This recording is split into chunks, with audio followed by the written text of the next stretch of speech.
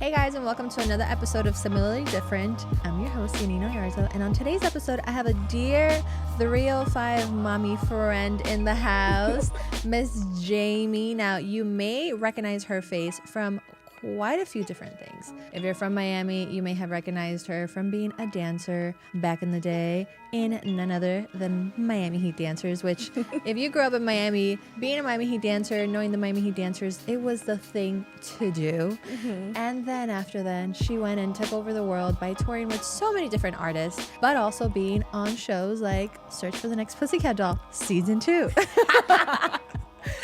And now she has transitioned in so many different ways in being in LA. And how many years have you been in LA? 16. Wow, 16 years in LA, and has continued to dance, choreographed, movement coaching, and now her biggest and greatest endeavor has been her own company of life coaching and motivational ways to enhance and enrich your life. So Jamie, thank you for being here on the podcast. Thank you for having me. I think it was long overdue. We have a lot of talks all the time about life, dating, self. And then I'm like, why haven't I had her on the podcast? So I know. We have these conversations all the time. Might as well record it. I know. So for those that may not know, you started in the dance world, and I started in the dance world as well, but not as competitive as you. You were going to go to the Olympics since a child. I remember you saying this. So tell us a little bit about your upbringing. How did you start dancing, and a synopsis of your whole dance journey thus far?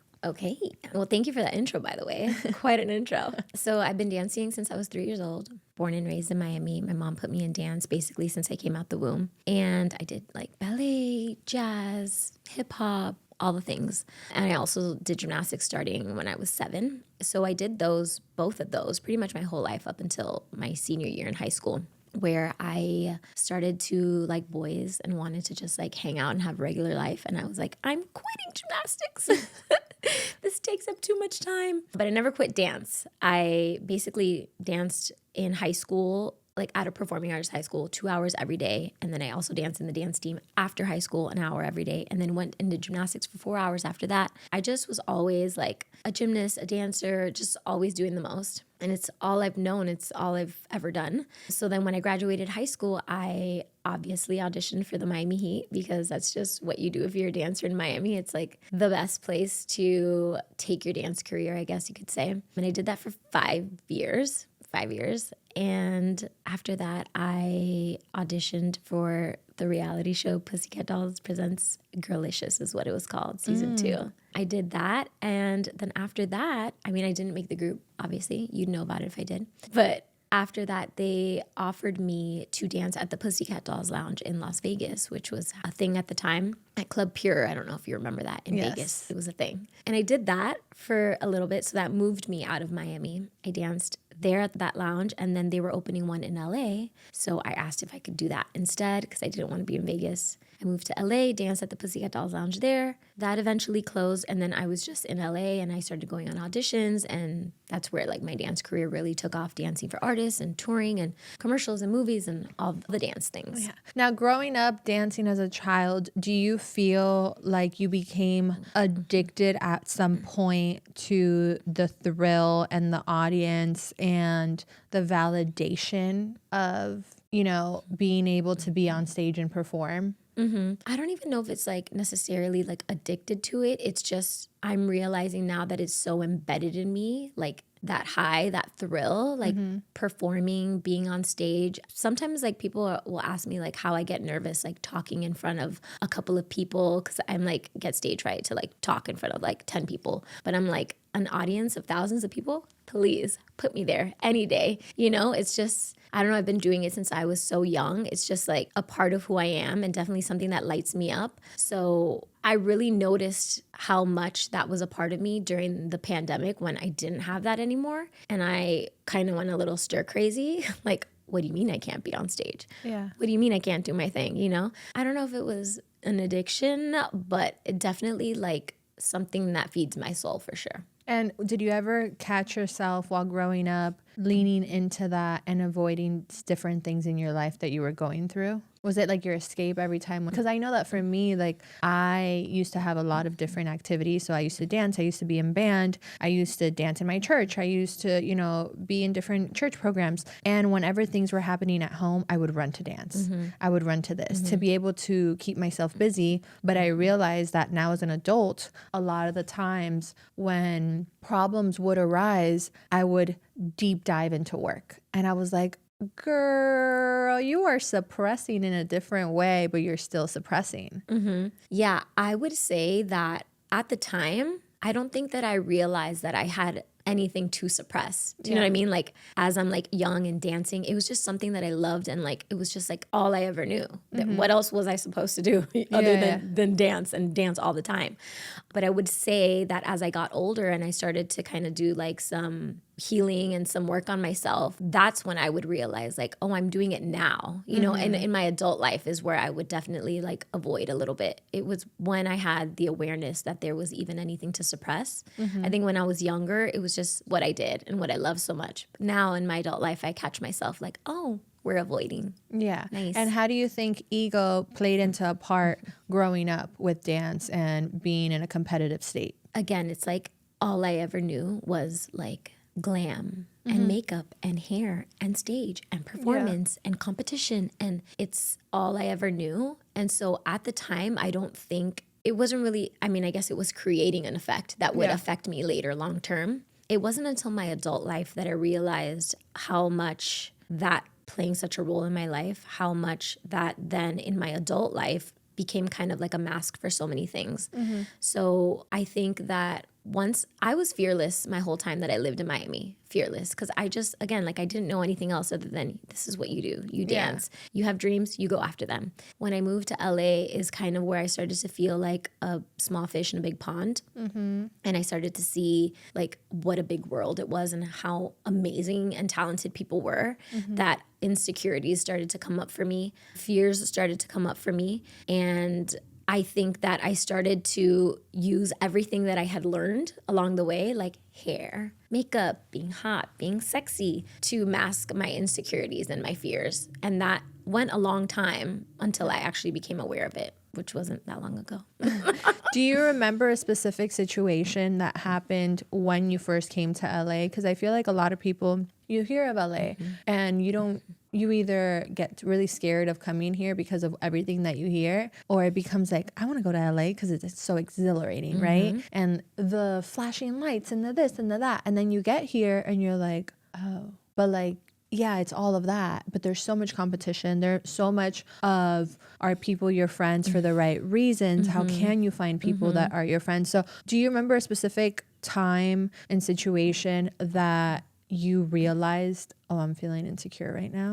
Totally. I think that when I lived in Miami and I danced for the Miami Heat, I also did other things. Like I danced at like premios and like Spanish award shows out there and different things like that. I would have considered myself, and I think that people in Miami would have considered me like one of the best dancers, right? When I moved to LA, I'll give you a very specific situation. I actually went to a Justin Bieber audition, and there were so many people at this audition, like hundreds. And a lot of my friends danced for Justin Bieber at the time. And I just remember going and being like a little nervous, but then I started to learn the choreography and learn the dance. And it was so difficult for me. And I would look around and everyone was killing it. It didn't look like it was difficult for everyone else, but it was very difficult for me. And I just was like, I can't do this. I started to have like anxiety and like an internal panic attack, thinking of when I had to go out and actually do the audition part in like smaller groups in front of peers and the artist and the choreographers, and just thinking how I was gonna fuck this shit up, forget everything, freeze, like make a fool of myself. I grabbed my bag and I walked out the door. And you did an audition? No, and I'll tell you that that's not the first time I did that. I did that several times. Wait, what music video was this for? I think it was just for like going on tour with Justin Bieber. Okay, because you were in the Yummy, right? I was in the Yummy video. Okay. So was that years after? later? Okay. Years later. Yeah. Okay, because I was like, wait, then how did you make it onto the music video? Yeah. Okay. Yeah, I did that often actually, like grabbing my bag and leaving the audition because the anxiety and the fear was too much for me. And I don't think that I realized at the time how insecure I was. It was just like, this is too scary, gotta go, you know? Yeah. And did you ever beat yourself up afterwards that you left, or did you just try to like avoid it and go on with your day? Avoid and go on with my day. Like, it's okay, you'll get the next one. It's okay, you'll get the next one, until I kept doing that over and over. And one day you have to be like, are you ever gonna stay? Are you ever gonna finish an audition? And you know what's crazy that I feel like your regular person that has a 9 to 5 doesn't understand? It's this weird chemical that happens through the brain of an actor, a dancer, anybody that has to go every day and audition. Because I remember when I started auditioning for a lot of commercial stuff, I would do like commercial stuff here and there in Miami, but I really started doing it a lot more when I came to LA. And one of my friends was like, so you go into a room, you read these lines on a video of a person that is not in charge of booking you, but they're in charge of passing you through the next round. And then you like leave and like, you don't really know if you made it or not. You hope and pray. And she was like, and then you do it again? And I was like, yeah. But then you get no's along the way and you have to keep doing it over and over and over and over. And in commercial or like in dance, obviously you get told no, like you're canceled out. But in commercial or acting, you just never hear back. Sometimes you don't hear. It's like that's where the start of like not having closure in relationships it's come like getting from. ghosted. It's like Literally. getting ghosted. The trauma starts there. Yeah. Wow, I didn't even think about that. I was like, wow. And I think that's why, like, for a long time for me, I'm like, but why can't I just be told no? Just tell me no. But then when I would be told no, I'm like, I start dissecting it. I'm like, I should have done this there. I should have done that there. And like, you know, but okay. So you do all this, you've been in dance, and then the pandemic hits, the insecurities start. Do you go into depression because of the emotions that you start realizing that are coming out? Wait, where are we? We're in pandemic? We're in pandemic. Oh, girl. Are you ready to unleash this box? Yeah. So let me backtrack a little bit. Okay. Because I think that eventually in LA, I started to find my niche of dance jobs that felt good and right for me, that I didn't want to leave. I mean, I always wanted to leave because the anxiety was crazy, but I found my lane was like hot, sexy girl dance jobs. Like, you need me to dance for Tyga and shake my ass and twerk? I got you. You need me to do something sexy like Pussycat Dolls? I got you. You know what I mean? So that's where I found like my comfort zone. Mm-hmm. And then eventually like started booking things and dancing for like Becky G, right? Pitbull, right? I actually saw a music video the other day of you, and it was Chris Brown. What's her name? Oh my God, she's a songwriter. She's Esther Dean. Esther Dean's Drop it music low. video. And I was like, wait, there's Jamie. That was actually, I think, my first job in LA that I booked. Really? Yeah. Wow, love that. So you found your niche. So I found my niche, found my little comfort zone, hot, sexy girl, cute, you know what I mean? Okay, then like started to book a lot of things where then choreographers would call me, so I didn't really have to go to auditions anymore. I did like... You did networking. I pushed past my comfort zone to do the auditions, and then you're in, and then you kind of just like, you're in, you know what I mean? You're on rotation. You're on rotation, and that's where like my career soared, I guess. And I did Super Bowl for J-Lo. That was like highlight of my career. And then right after that is when the world shut down. That was 2020. So now at this point, I kind of moved back, like went to Miami to like live with my family during the pandemic because I didn't want to be here by myself in LA. And there was nothing for me to do but sit with myself and sit with my feelings that I had been avoiding for so long. And like I had pink hair at the time, because I had just done the Yummy music video. And so I'm just giving you a visual. Yeah. My pink hair had like grown out to here. So I had dark roots with faded pink hair. No one to put my extensions in for me. So short.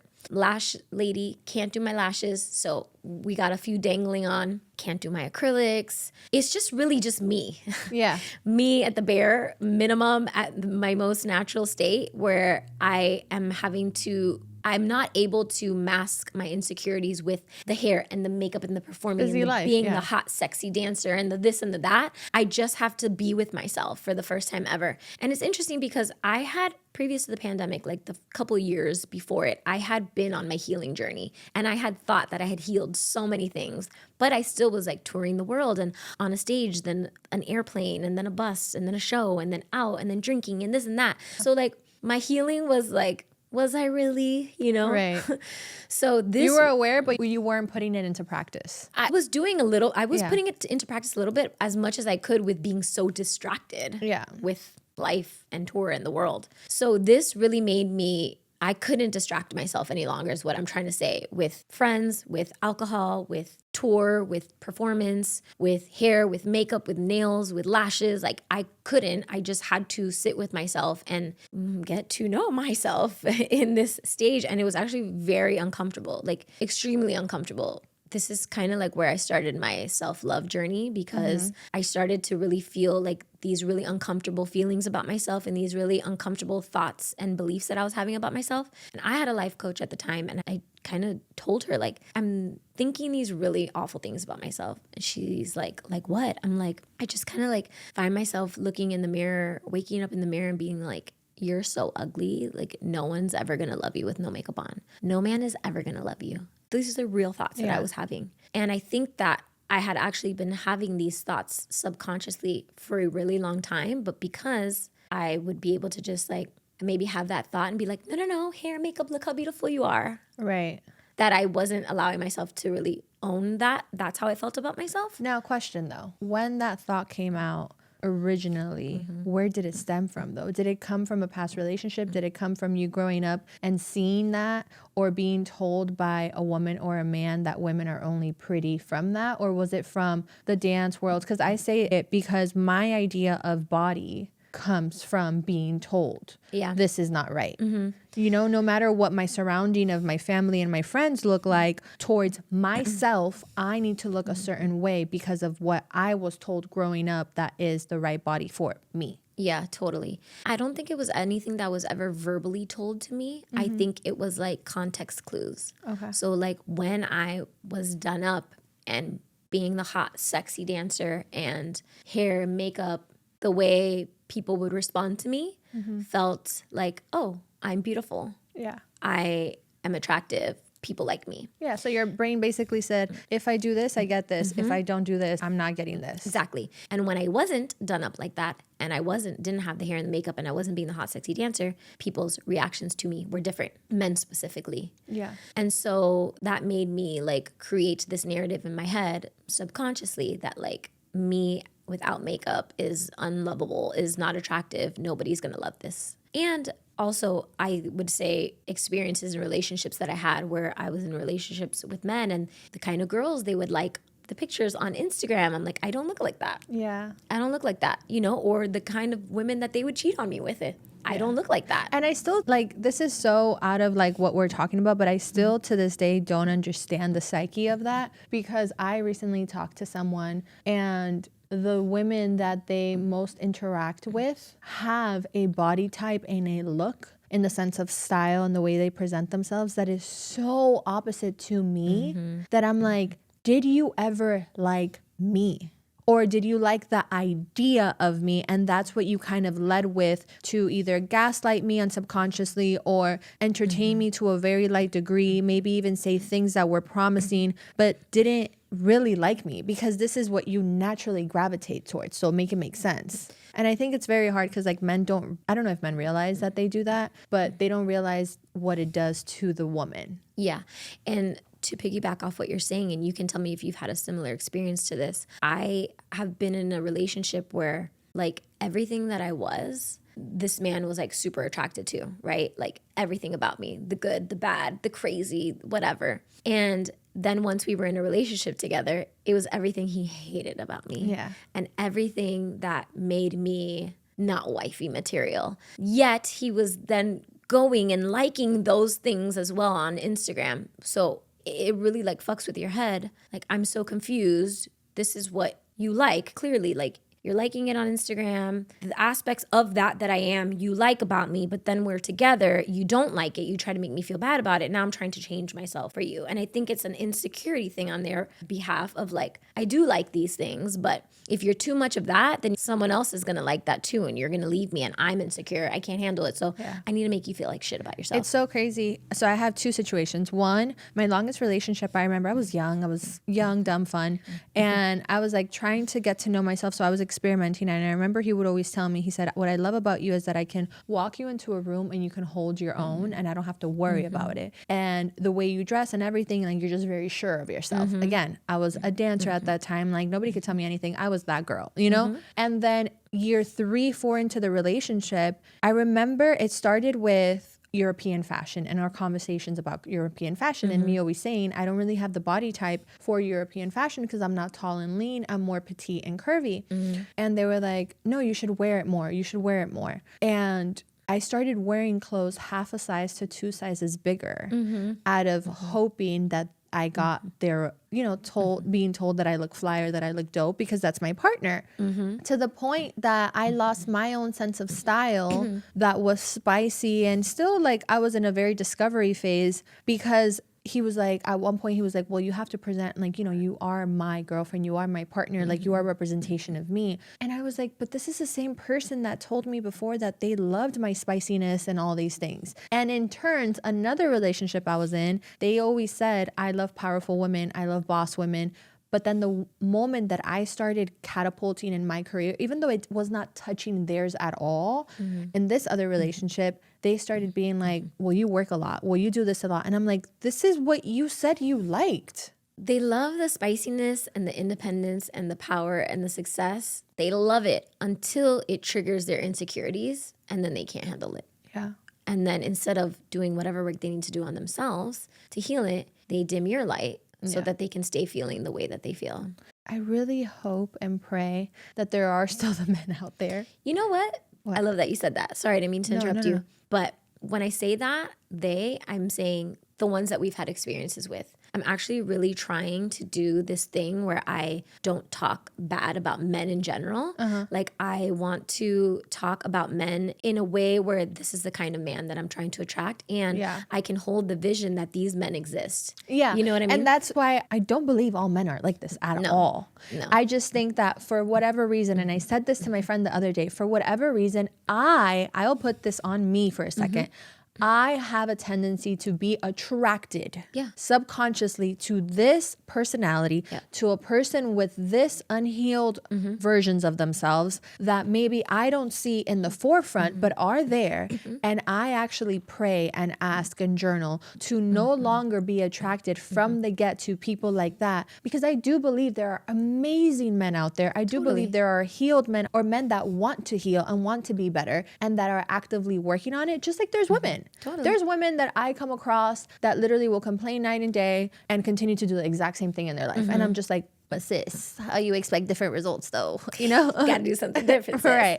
But then there's other women, including my close friends, that like, they don't think they're perfect, not at all, but they do every day wake up and say, how can I be better? Or I caught that in myself before they go and point it in somebody else. And so it's like, I do believe they are out there. I just think that I need to kind of remove the lens that I currently have and place the lens of what I actually want to lead with that. Totally. And you know what I will say? I will say that the more I heal and the more I heal my relationship to men in general and whatever trauma I had with my relationship to my father, and I don't say that as like a big T trauma, a little T trauma, but just like things that, you know, have caused narratives in myself. The more I heal myself and how I perceive men and my relationship to men, the more healed men I attract and I'm coming in contact with, whether it be platonic or dating or you name it, business, whatever. Like the type of men that I'm attracting has elevated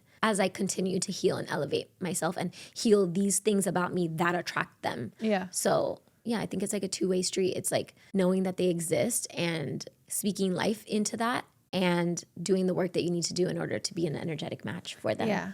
And I think too that when it comes to relationships, like it's so key if you have been a woman that was either competitive growing up or very self-sufficient or very dedicated, very focused to as an adult. And when you start becoming an adult, knowing that all these focuses and discipline that you've had can create this is one layer of it, but can create a very masculine energy in you because you're like so goal focused. And as you turn into an adult woman, there is a career that you want to build, a name that you want to build for yourself, but there's also a partnership and a family that you want to build, and understanding when to be able to divert and differentiate when to use which energy. And I think for me, it was such a hard thing to try to navigate to and figure out, because when I say it's one layer is the fact that I grew up in competition and like, you know, in different very disciplined type activities. But the other layer is, where did I see that in my family? So for me, I come from 15 aunts and uncles, over 112 cousins, and I didn't get the masculine energy necessarily from my mom, but she was very much like what I say goes. And there is masculine energy in that. But I think for me, out of not wanting to do certain things that maybe weren't the most positive from my mom, I even led even more in the masculine energy, because I didn't have my real dad in my life. I had my stepdad, and my stepdad was such like a big teddy bear. So it was like, maybe if I had a male in my life, it would have made my mind understand that's how men act. Men make the responsibility. But instead, because I didn't have that and the woman had it, I led, and I was like, okay, well, I don't want to be my mom in this, so I need to be better, which means even more masculine. Okay, I need to be better than my mom in finances. If my mom reached this goal, I should want to do more, right? Like that's what you're supposed to be, better than your parents and help them in the future. So it's like, okay, so that's even more masculine. Okay, well, how were my mom's relationships, my family, my aunts, my cousins? Okay, well, they haven't been working out. Okay, so I need to make sure. So it's like so goal oriented that in the goal orientedness of it all, it was so masculine. Yeah. And then I start a company with my ex where we're leading so much, so I'm having to also do that. And it took my divorce for me to be like, you are so masculine in everything that you do. About yourself or about him? About myself. And I never realized that, because I've always been very in tune with my emotions. So I've been like, but I cry, but I feel, but I'm great with my girlfriends. And it's like, that doesn't mean you don't lead with masculine energy. Totally. Maybe you're so much of a lover and a giver to your female friends because you are the masculine energy that leads and, you know, leads the whole team together. Yeah, you're being all of your friends' boyfriends. Literally, me and my friends were like, we date each other the best. And I'm like, wait. You're like, I'm the man here, aren't I? Yeah. Okay. So how have you been able to differentiate masculine and feminine energy when it comes to your realm and your transitions of different awareness that you've gone through? Yeah, so for me, I think that I too have been in my masculine my entire life. I'm just now, like I said, I'm healing my relationship to men and to the masculine in general. I'm learning even what it means like to be soft and submissive. Very hard, very difficult. But I think for me, financially growing up, we never went without, but I did see my mom didn't work. It was just my dad. And, you know, my dad came from Venezuela. My mom came from Cuba.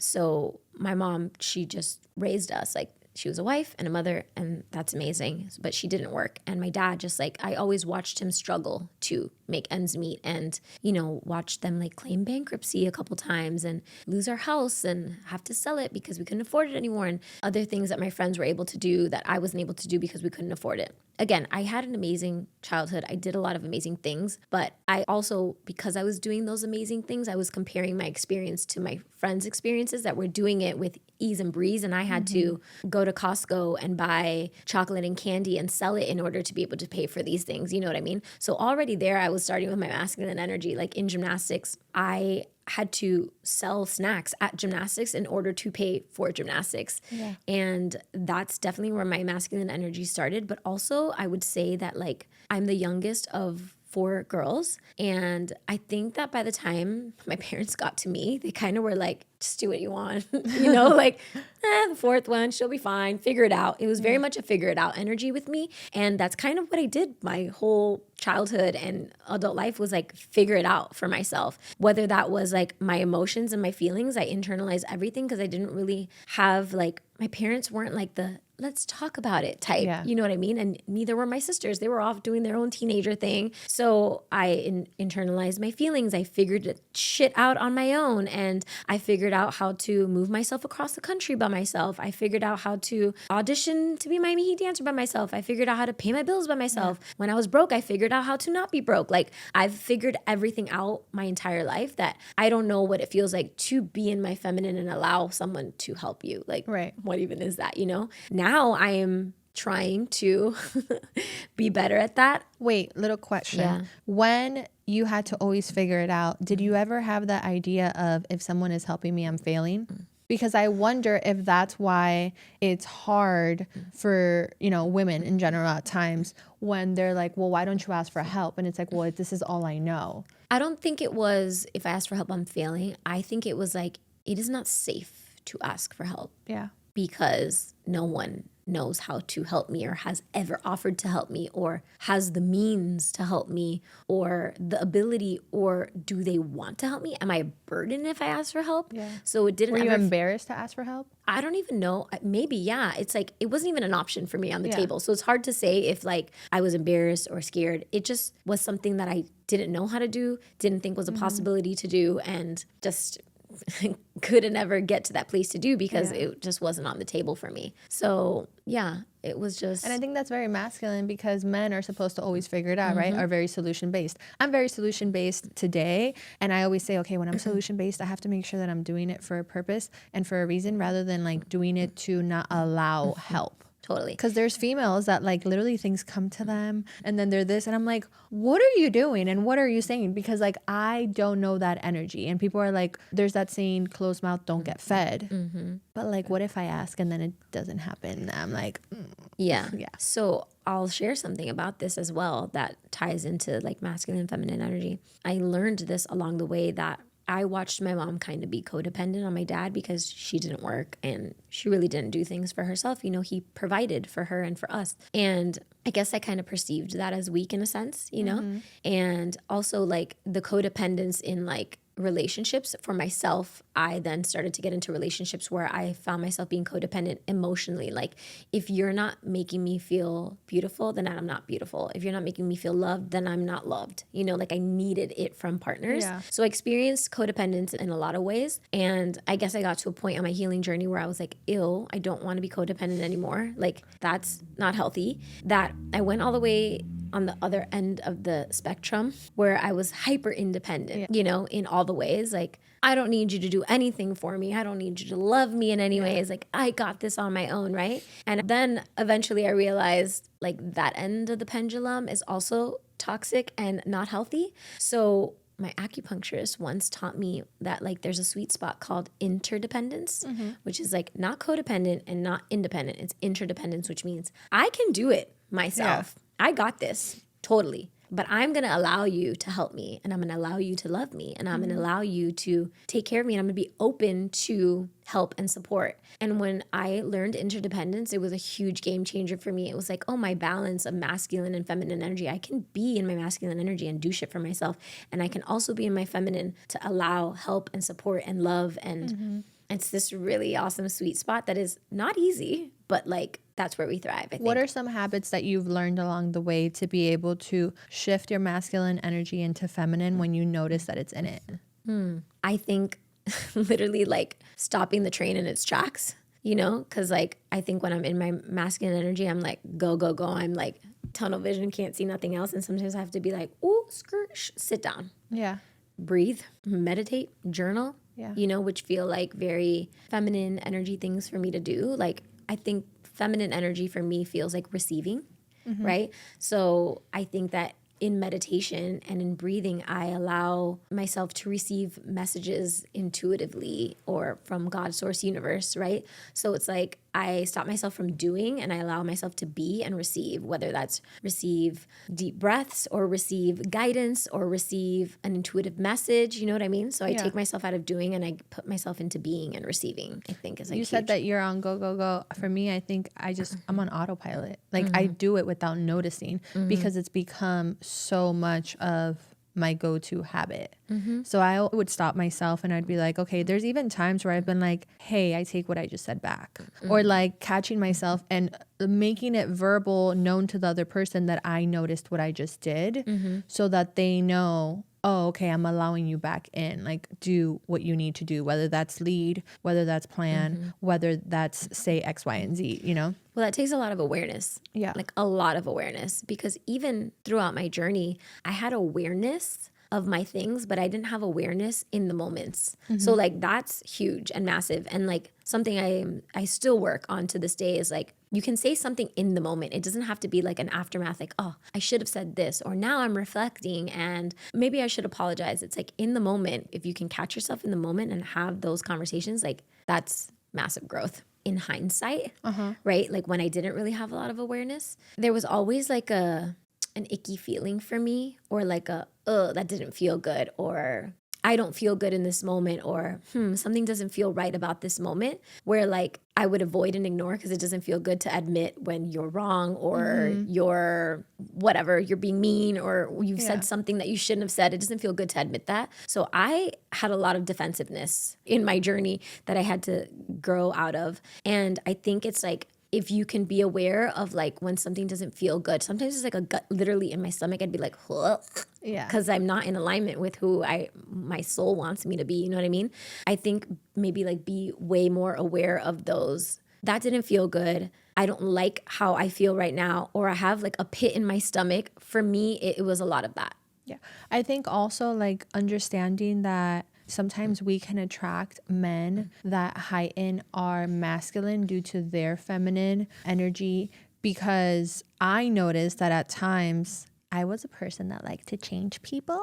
Oh, I'm Little Miss Fix-It. Well, I call it, instead of Captain Save-A-Ho, I'm like Queen Save-A-Ho. I have a tool belt, babe. Yeah. I'm like, and I have decided that it is not my job to rebuild the Coliseum. No. It's like sometimes it's broken, just let it go, you know? And when it comes to people that, again, that we talked about earlier that I have attracted, and I can't get mad at the situation for attracting this person. I have to be like, why do you keep attracting them? You know, like I told somebody the other day, I said, all my exes or people I dated look entirely different, come from different walks of life, but they all have a common denominator. And I figured what that common denominator is. So it's for me. What's the common denominator? Well, they all have either mom wounds.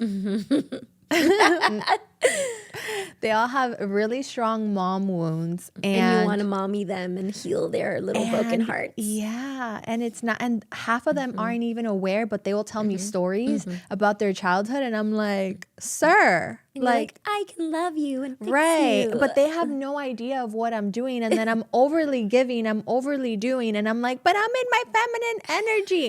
But it's like, no, sis, you're putting on the mom cat suit, but you're being masculine because you're leading the entire relationship. And in the words of Megan Thee Stallion, stop riding the boat. You know, like it is not your job to ride the boat. So I realized that I'm like, okay, you could be mad at these people for being this way, or these men, because I date men, but like you could be mad at men for this. But in reality, it's like, are we going to play the blame game for the whole life? And I'm not saying to break yourself down, but also look within yourself and be like, why are you attracting these people?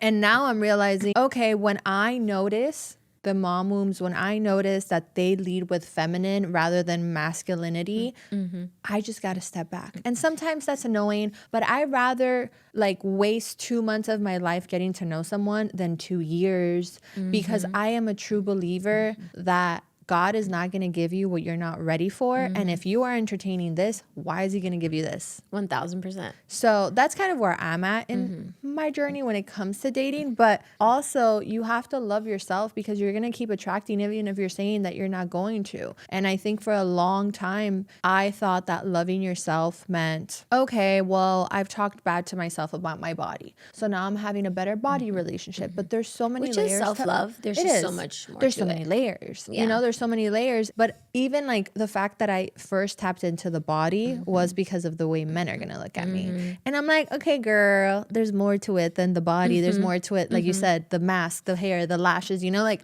there has to be more to it, because eventually in every relationship, you see those sides of the person that you're dealing with. Yeah. So where are you now with your self-love journey? And, you know, the pandemic, you tapped in on that, and how that kind of like was like a wake-up call for you. But now how have you been able to evolve? And I guess, again, identify and be aware of when you may be stepping into that in your new relationships now. Yeah. Actually, I kind of want to like backtrack a little bit to the pandemic, because I think it's important for me to say how like I tell everyone I like put myself through a self-love boot camp. I started to do mirror work, which was like literally looking in the mirror and being like, I like you. Which was so uncomfortable for me, because I was realizing that I didn't really like myself. And then like, I'm learning to love you.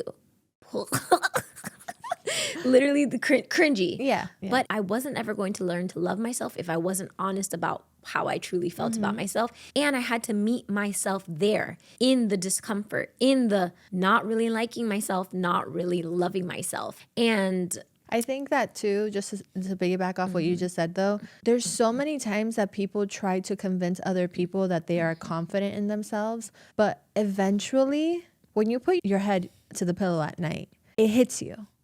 And I don't know about you, but I just don't want to feel that way when I'm 60. No, I don't want to feel that way when I'm now. I don't want to feel that way later. I don't want to feel that way ever. You know, it's not a fun way to go through life. And I realized that at the time. And so I think that whole process of putting myself through self-love boot camp was like literally every day in the pandemic, I woke up and I was like, we are learning to love ourselves, okay?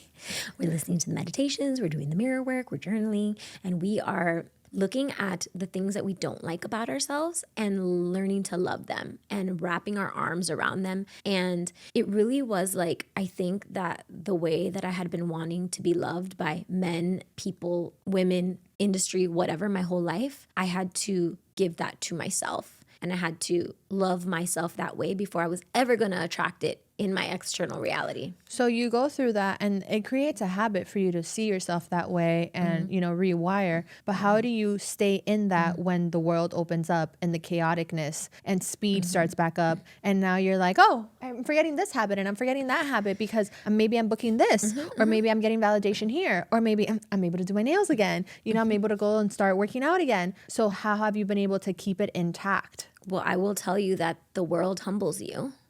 And although I spent like 4 months really just like being in self-love boot camp, learning to love myself, that was just the start. That was just getting the engine going, right? Then you go out in the real world and men are not choosing me, or I am feeling insecure or comparing myself to someone. And it's like, okay, what did we learn? Like, how do we approach this? We love ourselves. We say, okay, that's how I'm feeling. Like, this is asking me, it's like an invitation to like sit with yourself and love on yourself. The way I explain it is like, if you were in a loving romantic partnership with whoever you're dating, right? Like the way you want to love them and show them love, and like, I want to love your soul and I want to love you at your insecurities and your depths and your fears. Like, I want to love you there. Yeah. You have to do that for yourself first and foremost. And the way that you desire for them to love you, like, I wish you could just like love these parts of me. You need to love those parts of you. And so anytime an insecurity, a fear, a trigger would show up, that trigger was my invitation for more self-love, to continue to do my practices. Maybe go do some mirror work, maybe journaling, maybe just like my favorite way is I like love to like rub my hands together to like warm up the energy and then like place it on my heart and just like give myself love. Like truly, like this is like me physically giving myself love. And it's just, you know, you get humbled by the real world and then you're just like, oh, that's right. More self-love. Yeah. And I think that a lot of the times too, you can tell yourself that you're going to work on it, but it really does showcase in your relationships around you, from friendships to partnerships, if you are or aren't. Because if you end up in a lot of toxic relationships, that means that you are being toxic to yourself. You are telling yourself, I love yourself, you dumbass. You know, why didn't you do this?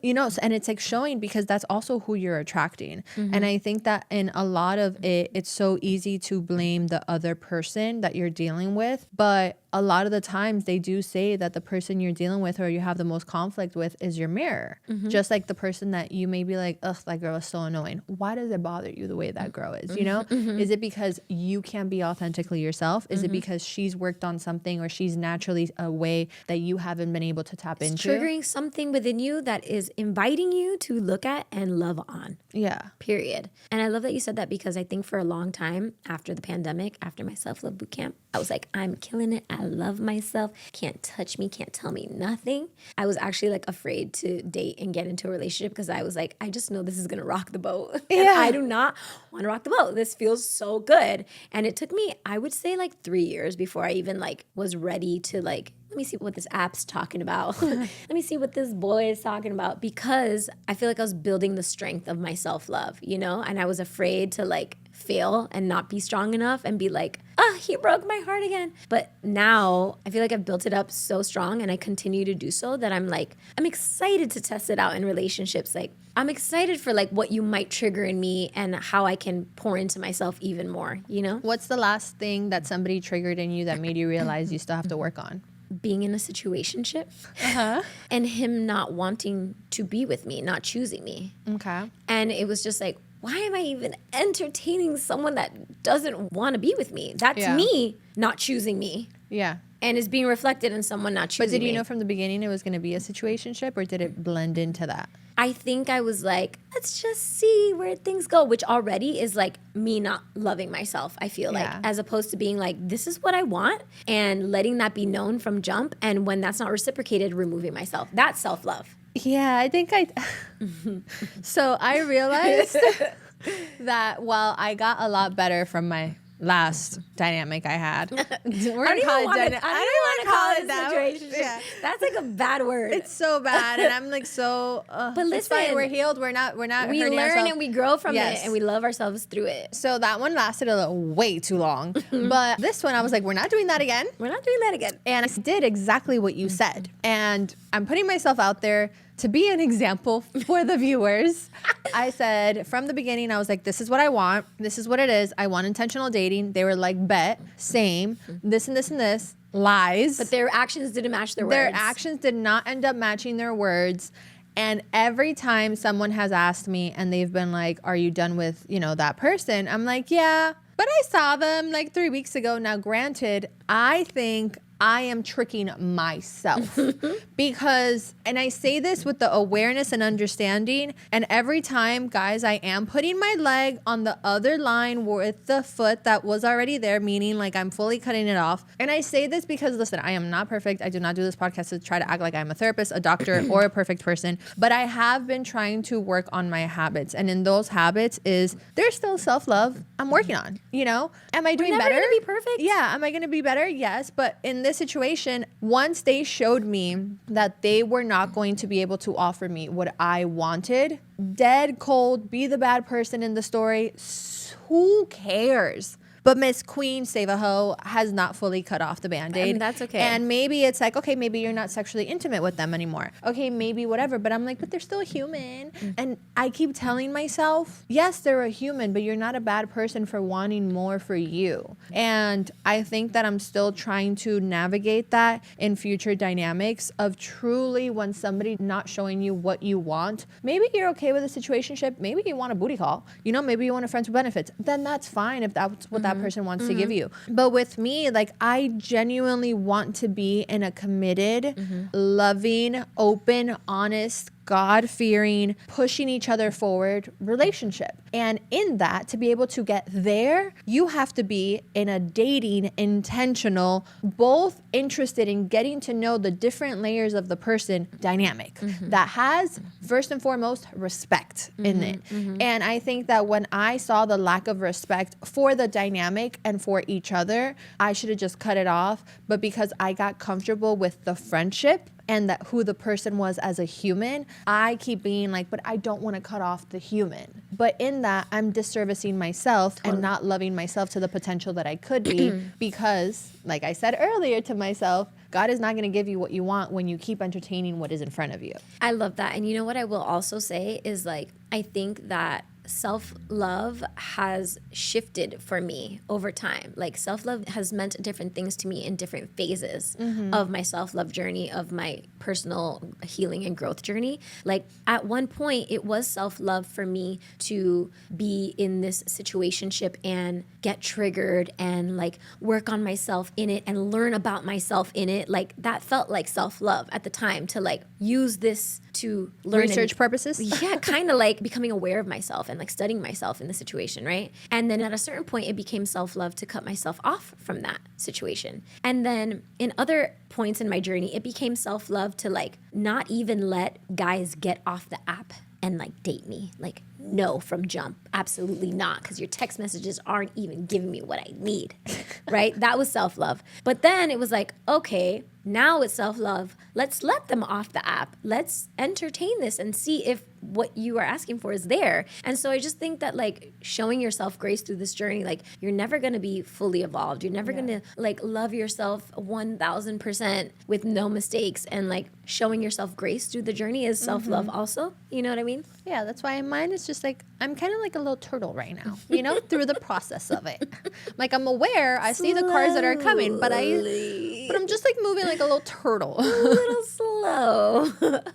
So now that you've identified that and you figured out how to turn on, turn off your masculine energy, when to shift it, what do you feel is missing besides the physical person in you to actually say, okay, I'm truly ready and I'm going to step into a relationship? I actually feel like he's very close. I love that. Yeah.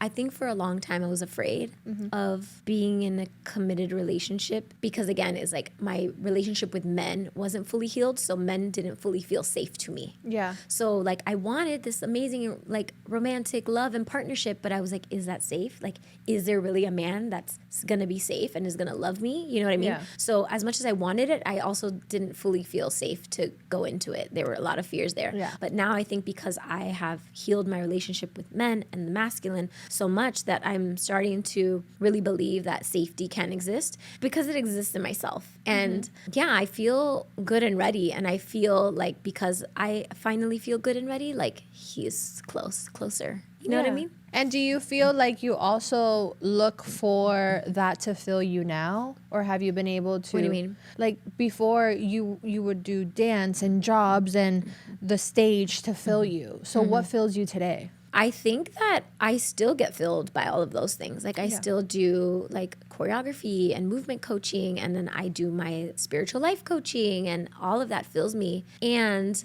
I'm also making space to be filled by a relationship. Does that make sense? Yeah. Do you ever fear of what if it doesn't work out and I just opened myself up? Yeah, totally. That's always been a fear, and that's actually kept me like so guarded for a long time. But I think that now, again, like it starts with my trust for myself and my love for myself and my safety within myself, that like I've gone through so much and healed through so much. Like this version of myself, I know that if it doesn't work out, I'm going to be okay. I'm going to heal myself right through that and out of that and onto something even better with more love and more safety and more amazingness. And now it's also like now the new relationship that you deal with, you're not going to go into it with fear. You're going to go into it with ease and openness. I'm going to go into it with a huge part of me and what I teach in my business is manifestation. So like I'm manifesting what I desire, right? And so because I know that I'm really good at manifestation and that I can have what I want and what I desire, then I'm going into it with like, this is what I've manifested. And if it's not, it's going to show me that. And then I'm going to be okay with removing myself from it. Yeah, it's amazing. That's beautiful. And I think that for those that don't know,